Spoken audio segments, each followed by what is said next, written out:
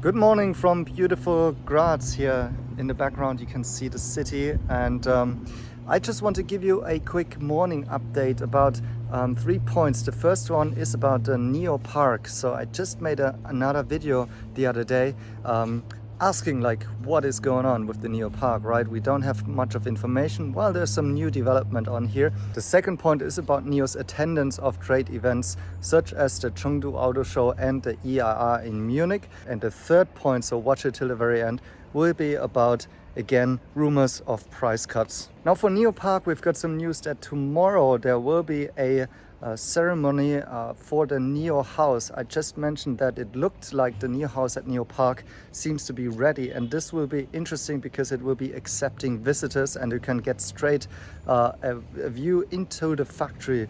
And as I said before, I tried to get into the factory, the F2 in Hefei before, never had the chance to really get to it, but now this will be possibly open to anybody, like to visitors who just want to go there. And that's actually best practice in the industry. Most of the OEMs of course open their factories for visitors, and you can also already go to F1, but what is of course the big question here still is whether or not NIO Park has started to ramp up its capacity. Of course, note of course that the 1 million max capacity is not only for NIO, and NIO Park is also not only a NIO only project, but the significance is of course that there is a whole big supplier park, and well, NIO is of course the first OEM to go there and to produce, and we can hope that they can max out this kind of production. But I also mentioned in my videos about the sub-brands that NIO is also looking at other places to produce F3 and F4 for the sub-brands. So it's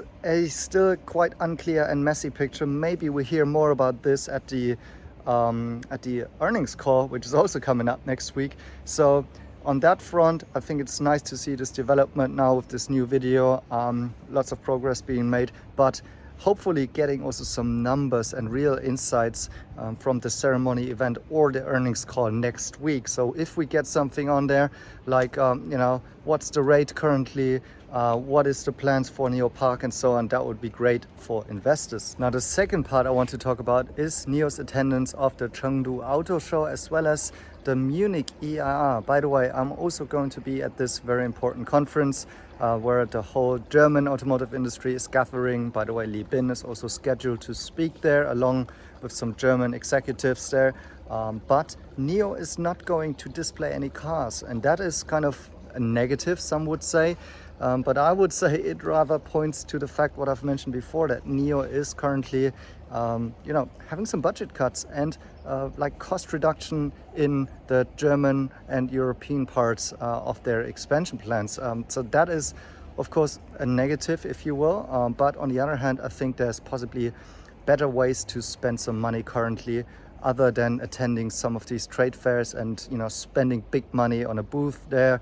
And people don't really go there to actually get a car and buy it, right? I think it's rather to be involved and showing yourself, your products to the industries. And to be honest, everybody in the industry already knows about NIO by now, and the fact that Li Bin is also there and involved in there as a Chinese executive is already telling enough. So I'm likely going to give you a little bit of a report on the grounds when I'm there and see what's going on, and maybe take a sneak peek at the new Mercedes models and stuff like that. We'll see what's going to happen on EIR. I don't have any high expectations, but I'm just going to be around. Another point for the Chengdu Auto Show is that I haven't announced the EC6, so they didn't bring this model, which was highly anticipated, or at least rumored that it would come out during the Chengdu Auto Show, but it seems that this has been maybe just too much. And I think that's my personal opinion here, that NIO just decided to let the EC7 run a little bit in terms of sales and then bring another volume driver, well, slight volume driver with the EC6 at some point when NIO deems that that is the necessary step to do. And now finally a couple more words about another call for a new round of price reductions by NIO. Well, so far NIO has been quite smart in the way they have done the price cuts. It's mostly going through some special incentives, a few coupons here and there, a few freebies and so on, as well as the fact that you can now buy the car without free battery swapping for life, so getting rid of that. and thereby reducing the price for those who want it. This should have the effect that NIO is now increasing its volume and more competitive in the current price war that's definitely going on in China, that's for sure. And this will improve the margins for NIO, I think, because if the production is higher, you have more units, and so you can spread out the cost over more units. So that's kind of a little bit counterintuitive, because you would always say that the price cut is negative, but in this case for NIO it could actually have a positive.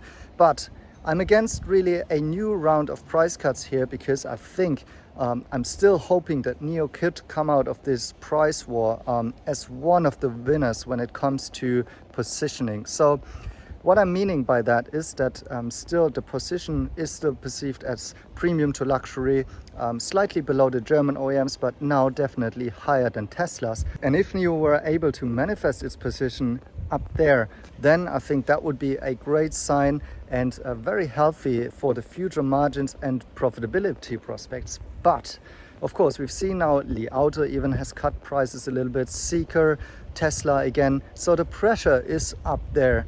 And I'm still hoping that this new lineup of the NT 2.0 platform is actually now in a good shape enough, as well as the new sales team actions is enough to keep up the pace there in order to drive the volume without too many price cuts, because I do think that positioning is rather important there. By the way, if you want to get some more information where we are staying in this nice hotel here in Graz, then you can check out my profile in the NIO app, the international version. That's _mm85, the same one as my Twitter account, as we'll be posting a couple of insights about our little journey here with the ET7 in Europe. Thanks for watching, and see you in my next videos.